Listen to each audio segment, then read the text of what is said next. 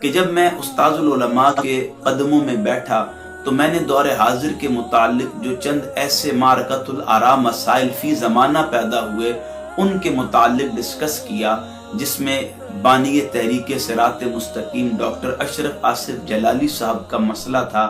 تو وہاں استاذ العلماء نے صرف ایک بات مثال کے طور پر قائم کی جو میرے لیے ایک روشن دلیل بن گئی۔ ناظرین، استاذ العلماء فرماتے ہیں کہ بیٹا، بچپن میں جب بچے گلی محلوں میں کھیلتے ہیں، آس پڑوس کی عورتیں ان کی شکایت لے کر ماں کے پاس پہنچ جاتی ہیں کہ آج تیرے بچے نے فلاں مستی کی، فلاں شکوہ مجھے اس سے ہو گیا۔ ماں عورت کی بات سن کر غصے میں آتی ہے، اپنے بچوں کی غلطی نہ ہونے کے باوجود انہیں مارتی ہے۔ تو کبھی بچے اپنی ماں کا ہاتھ پکڑ کر یہ نہیں کہتے کہ ماں تو غلطی کر رہی ہے۔ تو بچوں کا اور اولاد کا یہ عالم ہے کہ غلطی نہ ہونے کے باوجود بھی اپنی ماں کو غلط نہیں کہتے۔ تو پھر جو شخص نبی کی بطول بیٹی کو خطا پر کہے، حسن اور حسین کی ماں کو خطا پر کہے، علی کے گھر کے تاج کو خطا پر کہے، اس شخص سے کوئی بات کیسے بعید از قیاس ہو سکتی ہے؟ وہ سب کچھ کر سکتا ہے۔ ناظرین، اس سے بڑی حیرت کی بات یہ تھی کہ جب استاذ العلماء نے یہ جملہ ادا کیا اپنی زبان سے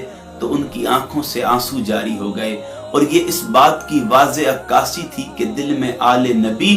آل علی کی مودت ہے، اور نبی کی آل سے مودت ان کی آنکھوں سے آنسوؤں کی صورت میں بہہ رہی تھی۔ یقین جانیں گے ایک بڑی لاریب مثال انہوں نے دی کہ یار، اگر آپ اپنی ماں کو غلط نہیں کہتے تو کیوں کر ممکن ہے کہ کوئی شخص نبی کی بطول بیٹی کو خطا پر کہہ سکتا ہے اور پھر بدلے میں سیمینار پر سیمینار کر سکتا ہے۔